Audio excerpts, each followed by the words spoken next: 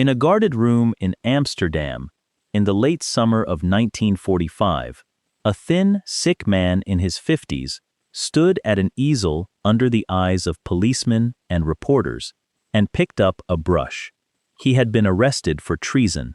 The charge could put him in front of a firing squad. The accusation was that he had sold a national treasure, a painting by the great Dutch master Vermeer, to one of the most powerful men in Nazi Germany. To beat the charge, he had made a confession that nobody in the room believed. He had told them the treasure was no treasure at all. He had painted it himself in his own studio and passed it off as a Vermeer that had slept undiscovered for nearly 300 years. The court did not take his word for it, so they gave him fresh canvas, his old pigments, and an order. Prove it, paint another one. And the man who had spent his life being told he had no talent now had to convince a room full of skeptics that he was the greatest art forger who had ever lived, or hang as a collaborator. How does a man end up in a place like that, where his only escape is to confess to a different crime? His name was Han van Meegeren, and he was, on paper, a failure. He was a Dutch painter who had wanted, more than anything, to be celebrated, and the critics of his day had refused to celebrate him. They called him skilled but empty, a man who could copy beautifully and create nothing. That wound never healed. It turned, slowly, into something cold and patient and brilliant. Over the better part of a decade, he taught himself to do something almost no one had ever pulled off. He learned to paint pictures that the finest experts in Europe would swear had come from the hand of a 17th-century genius. He fooled the museums. He fooled the scholars who had built their reputations on knowing the difference. And in the chaos of a world war, one of his fakes ended up in the private collection of Hermann Goering.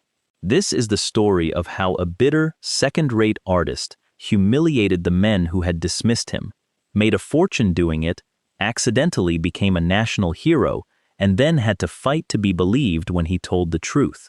It is a story about ego, about revenge, and about how badly people will want to believe in a beautiful thing. To understand how it was even possible, you have to understand the world that made it possible, and you have to start with the painter himself. Han van Meegeren was born on the 10th of October, 1889, in the Dutch town of Deventer. He showed a gift for drawing early, the kind of gift that gets a boy noticed. His father, a strict school teacher, wanted nothing to do with it, and pushed him toward architecture instead. But the pull of paint was stronger, and as a young man, Van Meegeren committed himself to becoming an artist in the old tradition. That phrase matters, the old tradition. While the art world around him was racing toward the new, toward cubism and abstraction and everything modern, Van Meegeren looked backward, to the Dutch masters of the Golden Age, to the still light and quiet rooms of the 17th century. He wanted to paint like them. He believed, with real conviction, that the modern movements were a fraud, a kind of collective madness that had abandoned true skill. For a while, it almost worked. In the 1910s and into the 1920s, he found a measure of success. He sold portraits. He had exhibitions. People with money bought his work. But success and acclaim are not the same thing. And Van Meegeren wanted acclaim. He wanted the critics, the serious men who decided what mattered, to call him a master. Instead, they called him a talented imitator. By the late 1920s, the verdict was hardening against him. One review after another said the same thing in different words. He had technique but no soul. He was derivative. He looked at the past instead of creating a future. To a proud man who had staked his whole life on the idea that the old way was the right way, this was not just professional disappointment. It was a personal insult, repeated in public, year after year. Van Meegeren did not take it quietly. He wrote angry articles attacking modern art and the critics who championed it. He nursed his grievance, and somewhere in those years, in the bitterness of a man convinced the experts were both blind and cruel, an idea took shape that would change everything. If they could not tell good painting from bad, If their judgment was so corrupt and fashionable that they sneered at real craftsmanship, then he would prove it. He would beat them at their own game. He would paint a picture so perfectly in the manner of a true master that the very experts who had humiliated him would fall on their knees and praise it as a treasure. And only he would know the truth. The master he chose was the greatest he could have picked. Johannes Vermeer, the painter of Delft, the man behind the girl with a pearl earring and a small handful of luminous, still interiors that are among the most beloved paintings in the world. Vermeer was the perfect target for a very specific reason. Only a few dozen of his paintings were known to exist. He had been largely forgotten for 2 centuries after his death, and rediscovered only in the 1800s, which meant his life had gaps, mysteries, missing years. Scholars desperately wanted there to be more Vermeers out there, undiscovered, waiting. There was a particular hole in the record that the experts itched to fill. They had long theorized that Vermeer, early in his career, must have painted religious scenes, biblical subjects, before he turned to the quiet domestic pictures he became famous for. No such early religious Vermeer had ever been found, but the leading authority of the age believed one had to exist somewhere. That authority had a name, and it is a name worth remembering, because his pride is woven into this story as tightly as Van Meegeren's. He was Dr. Abraham Bredius, and in the world of Dutch Old Master painting his word was close to law. He was old now, in his 80s, living in the south of France, but his reputation was immense. He had spent a lifetime authenticating Rembrandts and Vermeers.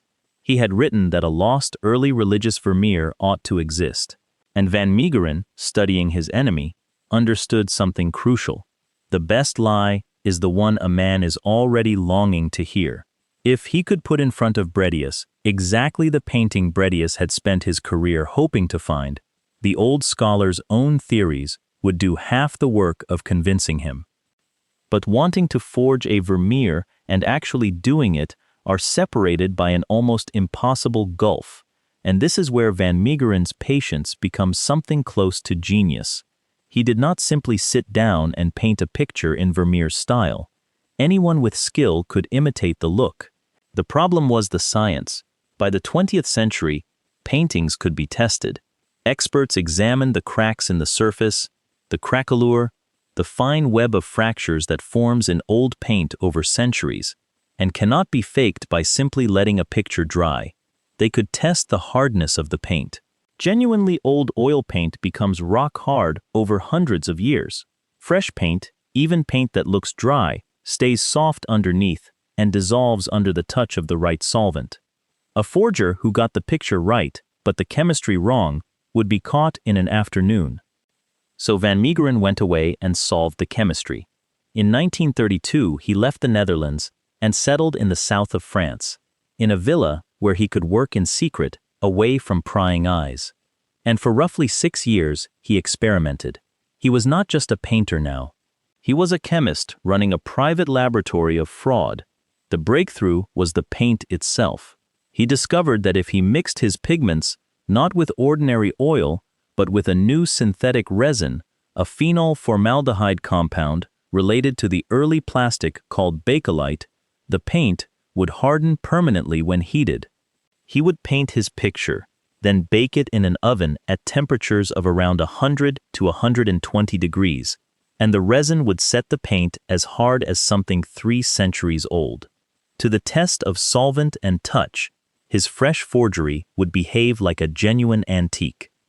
The hardness was only the beginning. He had to start with the right materials, so he bought genuine 17th century paintings, worthless minor works, and scraped them down to reuse the old canvas, because the weave and age of the fabric could be examined too.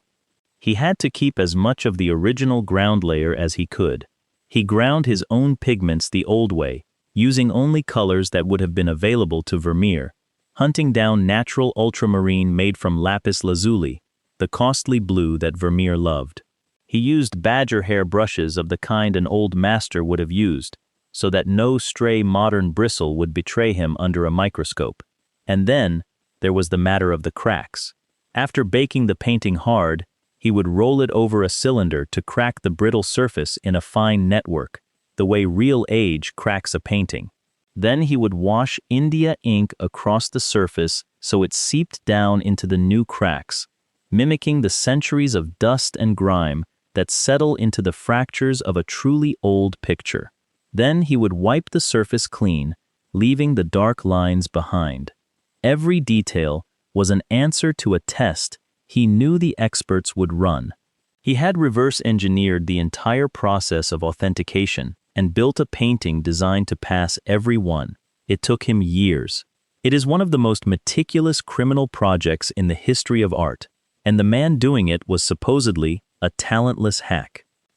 The picture he chose to make his masterpiece was a religious scene, the exact kind of early Vermeer the scholars dreamed of. He called it the Supper at Emmaus. It shows the moment from the Gospel of Luke when the risen Christ, sitting at a meal with two disciples who do not yet recognize him, breaks bread, and they suddenly understand who he is. Van Meegeren built the composition partly on a painting of the same scene by Caravaggio, borrowing the gravity and the gestures, then dressed it in Vermeer's light and Vermeer's quiet. It was not a perfect imitation of Vermeer's known style. In some ways, it looks strange, a little stiff, the faces oddly modern. But that strangeness, against all logic, worked in his favor. It was different enough that it did not look like a copy of any existing Vermeer, and the experts read its oddness not as a warning sign, but as proof. This, they decided, was the young Vermeer, the artist before he had fully found himself, the missing early work, painted under Italian influence, exactly as the theory predicted. In 1937, Van Meegeren arranged for the painting to make its way to Abraham Bredius. He did it carefully, through a respectable intermediary, a lawyer, so that it would not seem to come from his own hand. The story attached to it was vague and useful. It was said to come from a good family that wished to remain private, perhaps selling off an heirloom, and the old scholar, in his villa in the south of France, took the painting into his hands and looked at it. What happened next was the moment Van Meegeren had spent a decade engineering.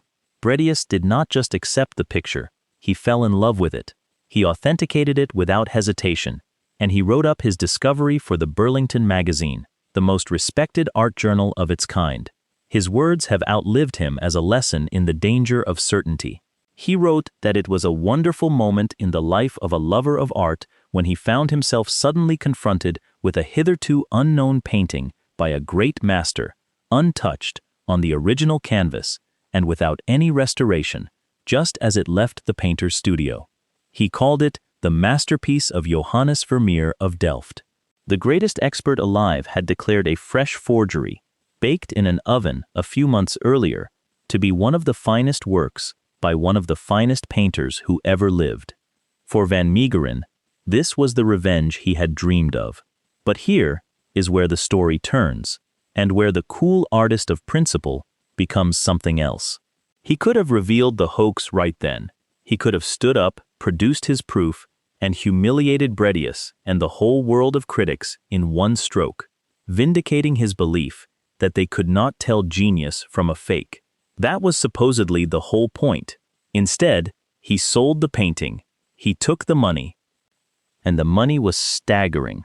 The Supper at Emmaus was so admired, so instantly accepted as a national treasure, that it was purchased by a Dutch art society, the Rembrandt Society, with the help of wealthy patrons, and given a place of honor in the Boymans Museum in Rotterdam, now known as Museum Boymans van Beuningen.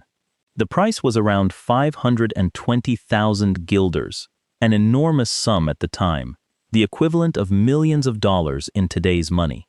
In 1938, the painting hung in a major exhibition of Dutch masters, celebrated as a crowning glory of the nation's art. Crowds stood before it in reverence. Scholars wrote about it.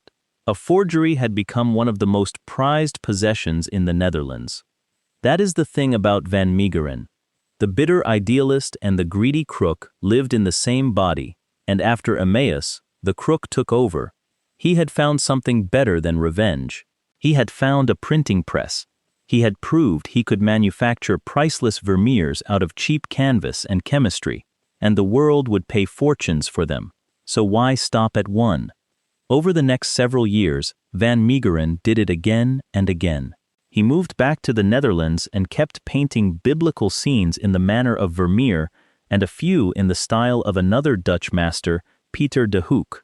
He gave them names like the Last Supper, the Head of Christ, the Blessing of Jacob, Christ with the Adulteress, also called the Woman Taken in Adultery. Each one followed the recipe: old canvas, ground pigments, the resin, the oven, the cracks, the ink, and each one was sold, through dealers and middlemen who often did not know the truth, for sums that made him one of the richest men in the country. By the end he had taken in, by most estimates, somewhere between 5.5 and 7.5 million guilders, a fortune that would run to tens of millions of dollars today. He bought houses, he bought a hotel, he lived lavishly. The failed painter the critics had laughed at was now wealthier than almost any honest artist alive, and not one of his admirers knew that the masterpieces hanging in their finest rooms had come from the brush of the man they had dismissed. But the years in which van Meegeren was selling his fake Vermeers were not ordinary years. They were the years the world fell apart. In May of 1940, Nazi Germany invaded the Netherlands and occupied the country, and the Nazi leadership had a peculiar and ravenous appetite that would pull van Meegeren's quiet swindle into the center of history. The Nazis looted art on a scale never seen before. Hitler dreamed of a great museum stocked with the treasures of Europe, and his second-in-command, Reichsmarschall Hermann Goering, the bloated, vain, drug-addicted commander of the German Air Force, was perhaps the most voracious art collector of the entire regime. Goering filled his country estate with thousands of paintings, some bought, many stolen, many extorted from terrified owners, especially Jewish families stripped of everything they owned. He wanted the best. He wanted old masters. And above almost all else, he wanted a Vermeer, because a real Vermeer was among the rarest and most coveted prizes a collector could possess. So when word reached Goering's circle that a previously unknown Vermeer, a religious painting called Christ with the Adulteress, had quietly come onto the market in the occupied Netherlands, the machinery of greed went to work. The painting changed hands through a dealer, a man named Alois Miedel, who operated in the murky world of wartime art trading, and made its way to Goering. In exchange, Goering gave up a small fortune. By the accounts that survive, he traded well over 100 paintings from his own looted hoard, around 137 of them, for the single canvas he believed was a Vermeer. He stored his new treasure away, one jewel among thousands, and went on with the war. Han van Meegeren had now sold a fake to the second most powerful man in Nazi Germany. He had taken Goering's looted paintings in trade for a picture he had cooked in his oven, and whether he understood it yet or not, he had wrapped a noose around his own neck, because when the war ended, that transaction would not look like a brilliant swindle. It would look like treason. The war ground on for years. Then, in the spring of 1945, Germany collapsed, and the Allied armies swept into the heart of the Reich. As they advanced, special teams went searching for the vast troves of stolen art the Nazis had hidden away. High in the Austrian Alps, in a deep salt mine near the town of Altaussee, the Germans had concealed thousands of looted masterpieces, stored underground where bombs could not reach them. In May of 1945, Allied forces reached the mine. Inside, among thousands of paintings ripped from the museums and homes of Europe, they found Goering's prize. They found Christ with the Adulteress, the supposed Vermeer. Now the investigators followed the trail. Where had this Vermeer come from? Who had sold a national treasure of the Netherlands to Hermann Goering during the occupation? The dealer Miedel was traced. The chain of sale was followed back, link by link, through the middlemen, until it led to a single name. The man at the source of the painting was a Dutch artist living comfortably in Amsterdam. His name was Han van Meegeren. On the 29th of May, 1945, they arrested him. To the newly liberated Netherlands, the case looked simple and ugly. Here was a man who, while his country starved and suffered under Nazi boots, had sold one of the nation's irreplaceable masterpieces to the enemy. A genuine Vermeer was the cultural property of the Dutch people. To hand it to Goering was, in the eyes of the law, to collaborate with the occupier, to plunder the national heritage for the enemy's pleasure. It was the kind of crime that, in 1945, got men shot. Van Meegeren was charged as a collaborator, accused of selling a treasure of the Dutch nation to the Nazis. He was facing the possibility of execution. And so Van Meegeren faced the strangest dilemma any con man has ever faced. He could keep his secret and be hanged as a traitor for selling a priceless Vermeer, or he could save his life by confessing that there was no priceless Vermeer, that the great masterpiece in Goering's collection was a fraud he had painted with his own hands, that he had not betrayed his country's heritage because the thing he sold the Nazi was worthless. To live, he had to destroy the very lie that had made him rich and, in a way, the lie that had finally given him the acclaim he craved. For days he held out. He sat in his cell and said nothing. Then he broke. He told his interrogators the truth that no one was prepared to hear. The painting Goering thought was a Vermeer was no Vermeer at all. He had made it. And not only that one. The supper at Emmaus, the celebrated treasure hanging in the museum in Rotterdam, the discovery that had crowned old Bredius's career, that too was his. The Last Supper, the head of Christ, all of them. There were no lost Vermeers. There was only Han van Meegeren and his oven. You can imagine how that confession landed. It was preposterous. It was the obvious lie of a guilty man trying to wriggle out of a death sentence. The supper at Emmaus had been authenticated by the greatest expert in the world. It had been studied by scholars and bought by a museum for a king's ransom. It was a pillar of the nation's pride.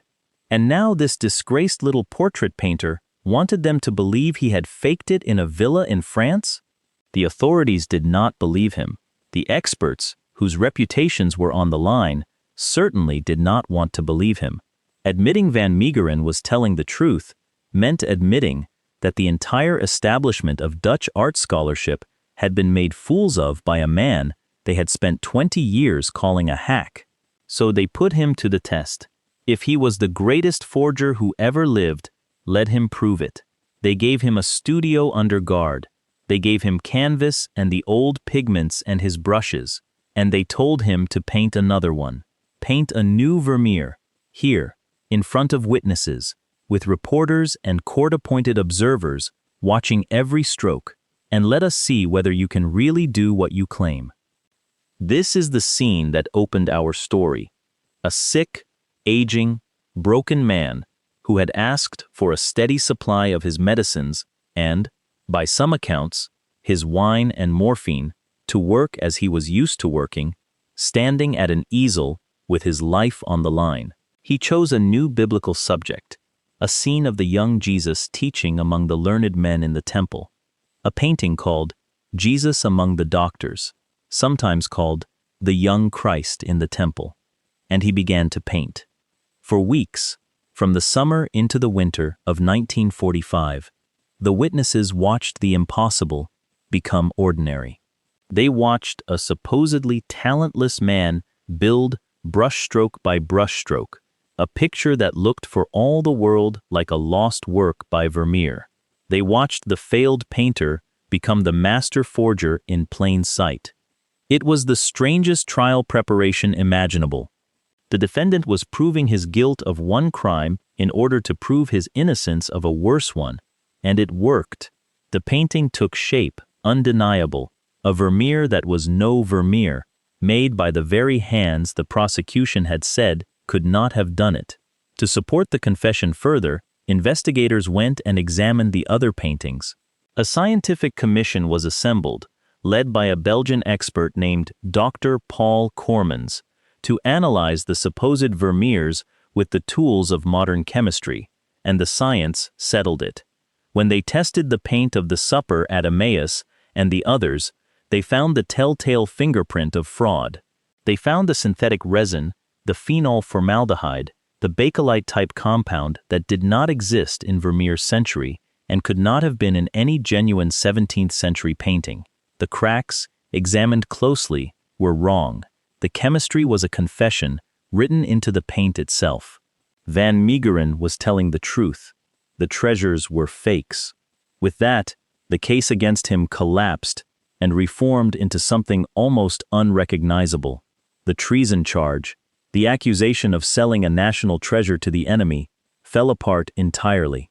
You cannot sell the cultural heritage of a nation when the thing you sold was a forgery worth nothing. The painting Goering bought was not the property of the Dutch people. It was a swindle, and the only victim of that particular sale was Goering himself. The man who had faced a firing squad for collaboration would not be tried for collaboration at all. But he was not a free man. He had confessed, in front of the whole world, to years of fraud and forgery, to deceiving museums and experts, and collectors out of millions. When his trial finally came, beginning on the 29th of October, 1947, in a courtroom in Amsterdam, the charge was no longer treason. It was forgery and fraud. The packed courtroom now held a different kind of spectacle. The one fake painting he had made to prove his innocence stood in the room as evidence. And the public, watching all of this unfold, had undergone a remarkable change of heart, because something unexpected had happened in the minds of ordinary Dutch people. Han van Meegeren was no longer the traitor who sold a Vermeer to the Nazis. He had become the clever little man who had tricked Hermann Goering. In a country still raw from years of occupation and humiliation, here was a Dutchman who had taken one of the highest leaders of the Reich and sold him a worthless fake in exchange for a hoard of paintings, and laughed up his sleeve the whole time. He had made fools of the German plunderers. He had also made fools of the snobbish art experts who lorded over the culture, the same critics many people quietly resented. The story flattered the wounded national pride and the ordinary man's suspicion of the high and mighty all at once. By one account, an opinion poll around that time found Van Meegeren among the most popular men in the entire country, ranking near the very top, behind only the Prime Minister. The forger had become a folk hero. It is worth pausing on how strange that is, and how much of it rested on a story people wanted to believe rather than the whole truth. The flattering version, the one the public embraced, painted Van Meegeren as a patriot who had cunningly cheated the Nazis.